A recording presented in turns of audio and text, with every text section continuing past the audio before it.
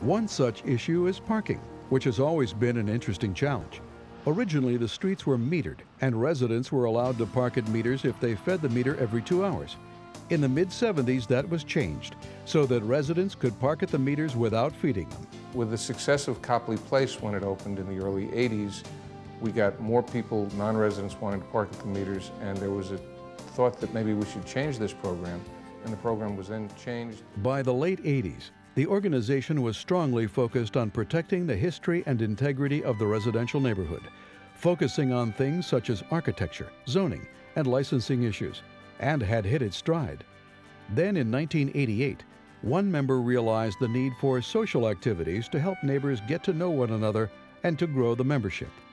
I started the Friends and Neighbors program, and that was sort of out of the blue. And it occurred to me that we needed to have something like that in order to involve people more fully with what was going on in the neighborhood.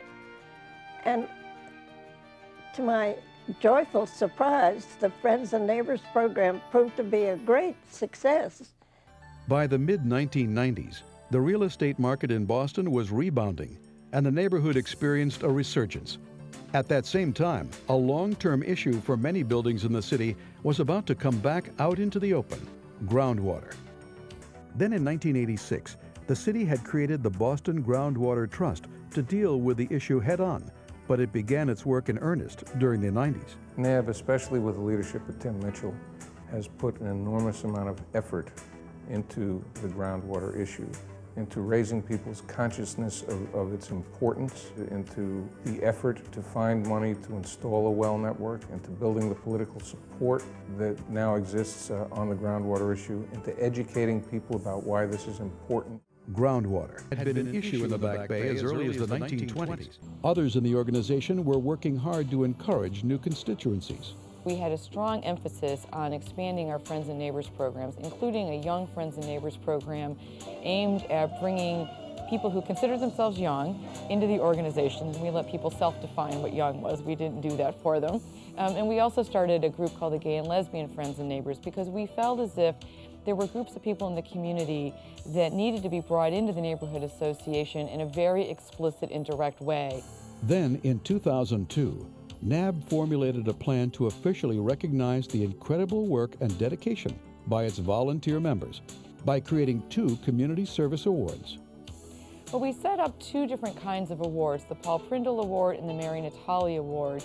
The Paul Prindle Award is designed to acknowledge extraordinary levels of leadership within the organization. The Mary Natali Award is designed to recognize extraordinary contributions that sometimes are not always recognized publicly. NABB is involved in so many elements of the neighborhood. Like the government of a small town, not much gets done without some input from NABB. Liquor licenses, building facades, new developments. And much of NABB's work goes on behind the scenes, which the average person never sees. In the life of any city, you need an active citizenry. You need ordinary people who really care about the place where they live and will fight for the place they live. NABB gets behind a lot of great things that happen in our city. They support a lot of projects, but they also oppose a lot of projects. And that's okay, because when they do so, they also make that project better. I think that NABB and other organizations like that are critical to maintaining the quality of a neighborhood or a community feel. My favorite part of being involved in NABB is the social aspect of NABB. It is the relationships with my neighbors. The way people care about their homes and their properties. I just enjoy the people so much. I'm going to meet a group of people that I've gotten to know over the last 25 years in this neighborhood that I would never have known had I not become involved in NABB. It helped me learn a great deal, and it was easy to see the positive effects of your actions. You got to learn what was going on in the area that otherwise you might not know about. And I love being in the know. Being involved with NABB has allowed me to deal with big issues, make a positive contribution that I can see to the city. As NABB moves into its next 50 years, it faces many challenges. But I don't even know if it's a challenge that NABB can take on, because maybe the issue is bigger than a neighborhood organization. But this has now become a neighborhood of only the very rich. And I live here, and I couldn't afford to move in here at this point. I think many, many people probably make that same argument. I hope that NABB works hard at not just preserving the physical beauty and special nature of this neighborhood, but at preserving it in a way that people can live in it. In terms of its basic mission, which is to preserve the quality of residential life in the neighborhood, there will always be a need for an organization that does that. NABB is that organization. I think at this point the neighborhood is in tremendous shape, and it's probably going to be simply a sort of steady as she goes kind of effort.